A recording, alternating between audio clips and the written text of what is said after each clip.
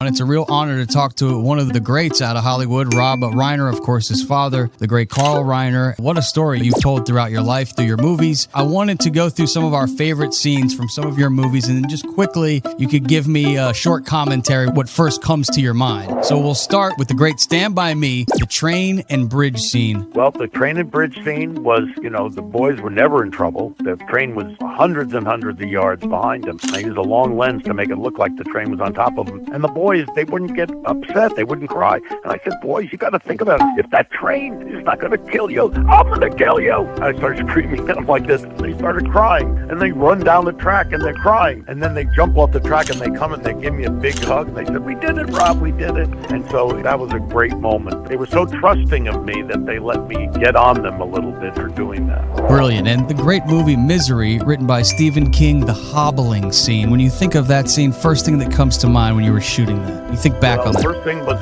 it was originally, she was going to use an axe. And I said, wait a minute. I said, we're going too far here. And also, I want this guy to survive this thing, because he publishes the book at the end, the one he wrote under duress. And in the book, he goes back to writing Misery again. So it was Andy Scheinman, my partner, who came up with the idea of putting the wooden block between the 2 feet. And so that when she hit it with the sledgehammer, the foot would just, like a hinge, it would go. And that's one of the biggest moments. And the audience goes crazy when they see that. All right, how about the lovely Meg Ryan, of course, one of the most famous scenes of all time, faking the orgasm at the delicatessen, and at the end, your mom saying, I'll have what she's having. I mean, that scene, go through that. Who now, because of that line, she becomes one of the great of all-time great lines in movie history. I mean, she's right up there with Marlon Brando and Clark Gable, who says, frankly, my dear, I don't give a damn. Meg had a tough time with that scene because she was in front of everybody, and she did it kind of weak a few times, and then eventually I sat down and I said, Meg, this is the way I want you to do it. And I started screaming, yes, yes, yes. I'm screaming like this. I'm realizing I'm having an orgasm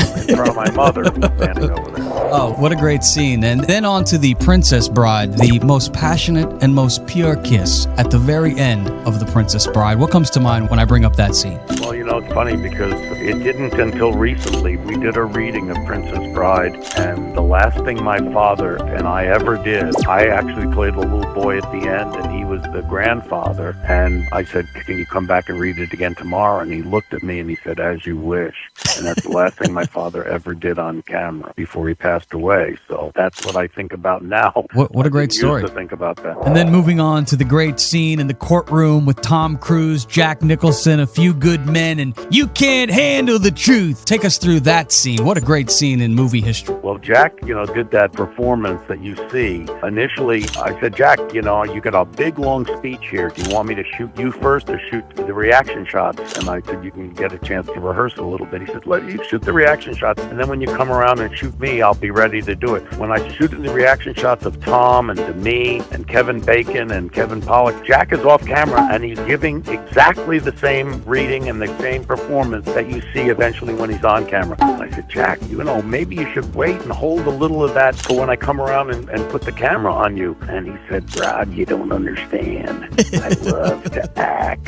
So it was a real pleasure talking with you, Rob. Hopefully get you on down the road, my man. Thank you so much for having me.